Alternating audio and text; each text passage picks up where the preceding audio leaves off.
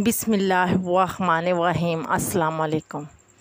قربانی ایک اہم عبادت اور شعائر اسلام ہے۔ جمہور اسلام کے نزدیک قربانی واجب ہے۔ حضرت عائشہ صدیقہ رضی اللہ تعالیٰ عنہ سے روایت ہے کہ رسول اللہ صلی اللہ علیہ وآلہ وسلم نے ارشاد فرمایا کہ ذی الحج کی 10ویں تاریخ یعنی عید الاضحیٰ کے دن فرزند آدم کا کوئی عمل اللہ کو قربانی سے زیادہ محبوب نہیں، اور قربانی کا جانور قیامت کے دن اپنے سینگوں اور بالوں اور کھروں کے ساتھ آئے گا، اور قربانی کا خون زمین پر گرنے سے پہلے ہی اللہ تعالیٰ کی رضا اور مقبولیت کے مقام پر پہنچ جاتا ہے۔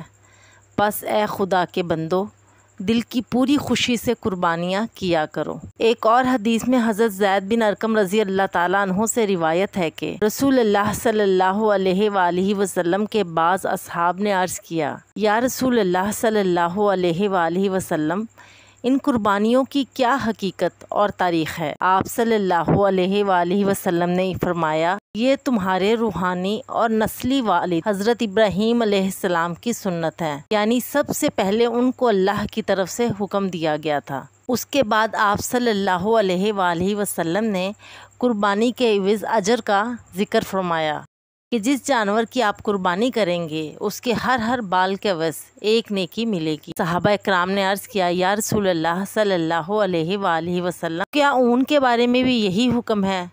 کیونکہ جانور کی کھال پر تو لاکھوں یا کروڑوں بال ہوتے ہیں۔ تو آپ صلی اللہ علیہ وآلہ وسلم نے فرمایا، ہاں، اون والے جانور کی قربانی کا اجر بھی اسی طرح ہے اور اسی حساب سے ملے گا کہ اس کے بھی ہر بال کے عوض ایک نیکی ملے گی۔ پھر آپ صلی اللہ علیہ وآلہ وسلم نے ایک اور جگہ ارشاد فرمایا، جو شخص استطاعت رکھنے کے باوجود قربانی نہیں کرتا وہ ہماری عیدگاہ کے قریب بھی نہ پھٹ۔ اب دیکھنا یہ ہے کہ استطاعت رکھنے سے کیا مراد ہے، یعنی کون سے شخص ہیں جو کہ استطاعت رکھتے ہیں اسلام کی مت میں، یعنی قربانی کس کس پر واجب ہے۔ قربانی ہر مسلمان عاقل بالغ مقیم پر واجب ہوتی، جس کے قبضے میں یا جس کے ملک میں 52.5 تولہ چاندی یا اس کی قیمت کا مال اس کے حاجات اصلیہ سے زائد موجود ہو۔ مال خواہ سونا چاندی ہو یا دوسرے زیورات ہوں یا مال تجارت یا ضرورت سے زائد گھریلو سامان وغیرہ۔ بعض دیندار لوگ بھی اس غلط فہمی میں مبتلا ہیں کہ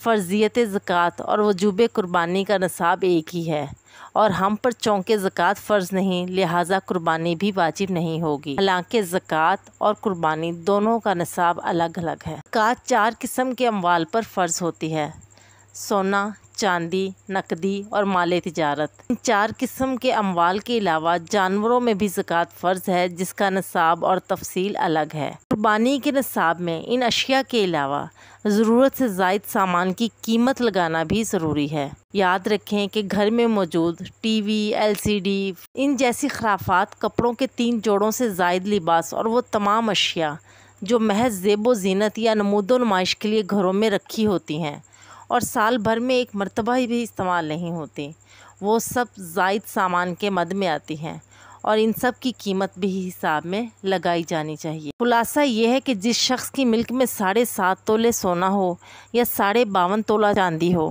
یا سونا، چاندی اور ضرورت سامان ملا کر ان دونوں کی قیمت کے برابر رقم ہو، تو ایسے شخص پر نہ تو زکوٰۃ یا صدقہ لینا واجب ہے اور ایسے شخص پر قربانی واجب ہے۔ کیونکہ سونے اور چاندی کی قیمت بدلتی رہتی ہے، اس لیے اس وقت کے حساب سے قیمت معلوم کر کے حساب لگانا ضروری ہے۔ اب یہاں پر ایک دوسری غلط فہمی پائی جاتی ہے کہ اگر ہم نے کسی کو قرض دیا ہوا ہے تو وہ ہم نصاب میں شامل نہیں کریں گے، جبکہ ایسا نہیں ہے۔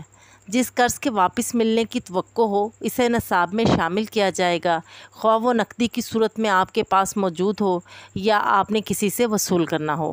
اب بعض لوگ مقروض ہوتے ہیں، اسی وجہ سے وہ صاحب نصاب نہیں ہوتے، لیکن پھر بھی وہ واجب سمجھ کر قربانی کرتے ہیں۔ حالانکہ یہ بھی مسئلہ نہیں ہے۔ اگر آپ نے کسی کا قرض دینا ہے اور آپ کے پاس نصاب بھی نہیں ہے تو آپ پر قربانی بھی واجب نہیں ہے۔ عموماً یہ غلط فہمی پائی جاتی ہے کہ جب تک سونا 7.5 تولہ اور چاندی 52.5 تولہ نہ ہو تو اس پر کسی بھی مال میں زکوٰۃ فرض ہے نہ قربانی واجب ہے، حالانکہ یہ غلط ہے۔ اگر 2 یا زیادہ اقسام کے اموال کسی ایک شخص کے پاس موجود ہوں تو ہر ایک کا علیحدہ نصاب پورا ہونا ضروری نہیں، بلکہ اس صورت میں سب کی قیمت لگائی جائے گی۔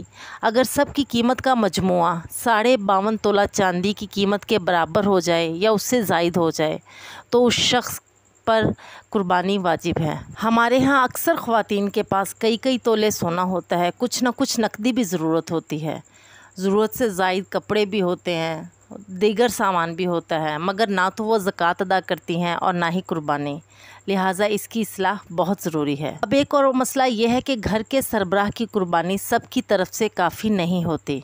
عموماً ایسا ہوتا ہے کہ گھر کا سربراہ قربانی کر لے تو اسے سب افراد خانہ کی طرف سے سمجھا جاتا ہے، جبکہ ایسا نہیں ہے۔